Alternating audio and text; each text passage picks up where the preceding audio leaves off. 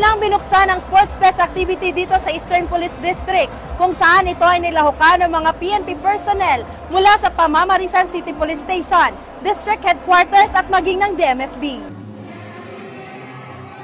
Bilis, lakas, liksi at husay, yan ang ipinakita ng mga kapulisan ng EPD sa Palarong Pinoy sa isinagawang opening program ng Sports Fest activity ng Eastern Police District para sa taong 2025, kung saan ito ay nilahukan ng mga PNP personnel mula sa 4 na himpilan ng pulisya nito, ang Pamamarisan City Police Station at District Mobile Force Battalion, maging ang District Headquarters, EPD Annex at EPD National Special Unit. Ang nasabing aktibidad ay dinaluhan at pinasinayaan ni Police Brigadier General Aden Tupas Lagradante, District Director ng EPD, kasama ang Command Group, at si Mr. Melquiades A. Robles, General Manager ng PCSO, bilang panauhing pandangal. Nagpakitang gilas naman ang mga muse ng bawat kupunan sa pagrampa at nagbigay ng kanilang mga pick-up lines.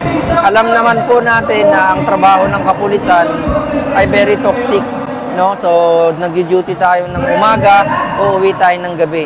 So sa isang banda, kailangan din po natin magkaroon ng mga ganitong activity para po ma-unwind tayo, ma-refresh ang ating isipan.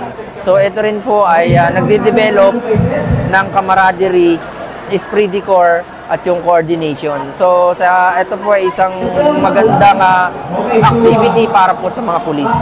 Ipinakita ng mga kalahok ang sigla at determinasyon na manalo na kumakatawan sa kanilang mga unit at kupunan. Samantala, sa mga susunod na araw at linggo, iba't ibang ball game tulad ng basketball, volleyball at badminton ang isasagawa upang ipagpatuloy ang kasiyahan at ipakita ang kahusayan ng mga tauhan ng Eastern Police District sa sports.